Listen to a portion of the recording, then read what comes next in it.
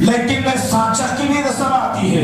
یہ کیا ہے سانچک کی رسم؟ آج کل تو کارڈ چھپ رہے ہیں، نعوذ باللہ من ذالک، یاذ باللہ. آپ نے دیکھا ہو یا نہ دیکھا ہو، میرے پاس ثبوت موجود ہے. 2 کارڈ ایک صاحب لا کر کے دیے اور التماس کرنے لگے، شیخ آپ آئیں گے تو ہماری عزت نوازش ہوگی، آپ آئیے نا، کیسا بھی آپ رہیے نا، ہم تو سوچ رہے ہیں خطبے کا آپ سے دینا ہے. اچھا رہتا خطبہ آپ کا، سو اچھا رہتا ہوگا با. 2 رخے ہیں تو ہم کیا کریں، ان کے سامنے 2 رخے کھولے. ایک شادی اور نکاح کا تھا، ولیمے کا تھا، دوسرا کہہ کر کھولتے سانچک کے رسم کی بھی دعوت ہے. میں بولا بھائی یہ سانچک کیا ہے بھائی؟ یہ تو راجپوتوں کا نظام ہے.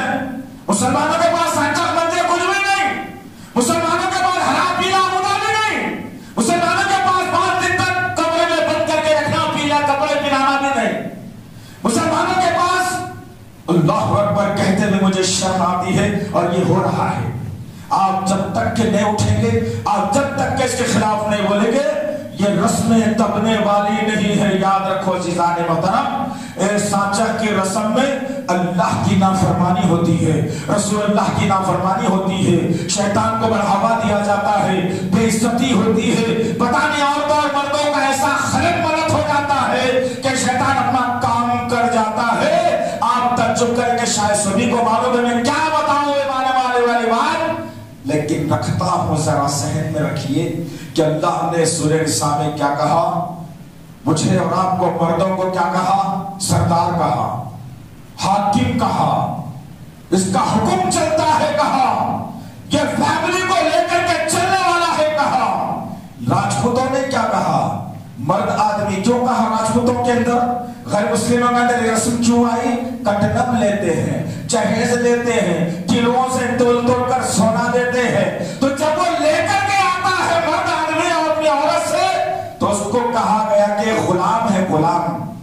ہماری بات سنے گا یہ، ہماری بہن کی بات سنے گا، ہماری بیٹی کی بات سنے گا یہ ہماری بیٹی اس کی بات نہیں سنے گی. غیر اسلام میں یہ دستور تھا، اسلام میں بھی یہی آیا. جب لیکن کے زمرے میں ہم آئے، جہیز بھی لیا، جوڑے کی رقم بھی لی، تمام تر رسومات پورے کر لیے. اب معاملہ آیا سانچک کا.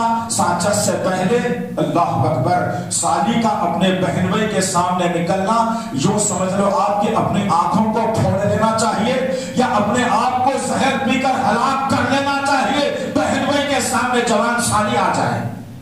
اسلام نے خطرناک نقطہ بیان کیا ہے کہ بہنوئی کے سامنے سالی ہرگز اپنا چہرہ جسم آواز نہ سنائے اسے.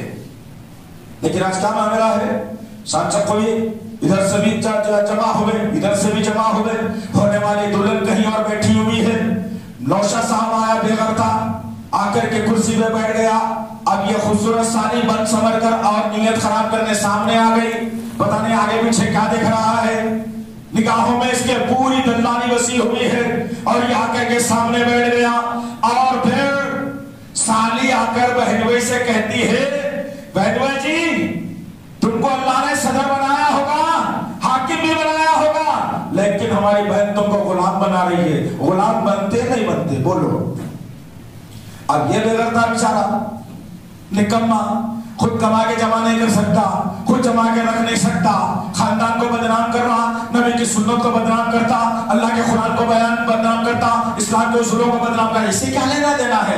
اس کو تو نظر میں بیٹھا ہوا ہے، مال لاری میری چورو، خوبصورت چورو مل جا رہی، بس اتنا ہی کافی ہے میرے واسطے، باقیہ کیا ہوتا ہے تو میرے کو کیا کرنا ہے.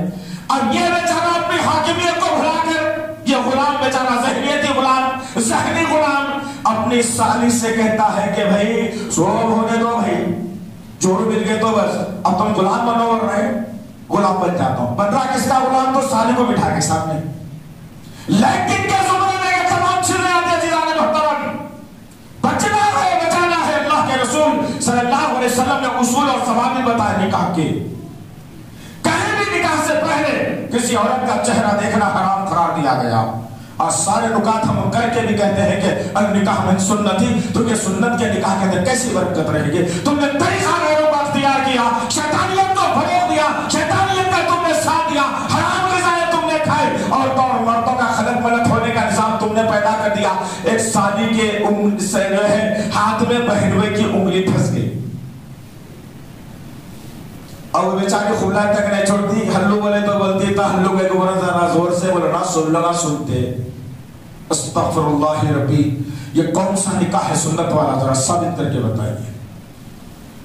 جب ایسے نکاح ہونے لگے تو نکاح کے بعد بھی میں ایسی بات اس منبر سے کرنا نہیں چاہتا، جو میرے پاس ثبوت ہے میں اسی کی بنیاد پر میں بات کرتا ہوں، اسی لیے کہ سوشل ورک آپ تمام چھوڑ دیے، ہمارے ذمہ دے دیے. ایسا لگتا ہے یہاں کا بیٹھنے والا ہر بزرگ، ہر نوجوان، یہاں کی بیٹھنے والی ہر عورت سوشل ایکٹیویٹیز میں ہونی چاہیے. آج کیا ہو رہا ہے ہمارے ساتھ اس کا اندازہ میں جب کبھی سوال کر لو تو آپ دینے کے خاصے رہیں گے. ہوا یہ شادی تو ہوئی، انہیں سانچے کی محفل میں کسی اور کو پسند کر لیا. نکاح ہوئی، نکاح ہونے کے 8 دن کے بعد اپنے جوڑوں سے مشورہ لے کر کہتا ہے ارے وہ کون تھے بھائی، خوبصورت نظر آ رہے تھے، لوگ ذرا زیادہ ہنس رہے تھے، بول رہے تھے کہ کون تھے یہ دیوانی. اپنے طور پر بولے یار انہوں ان کے انہوں نہ تھے. اچھا ان کا نمبر مل سکتا کیا؟ انہیں بھی دے دی نمبر.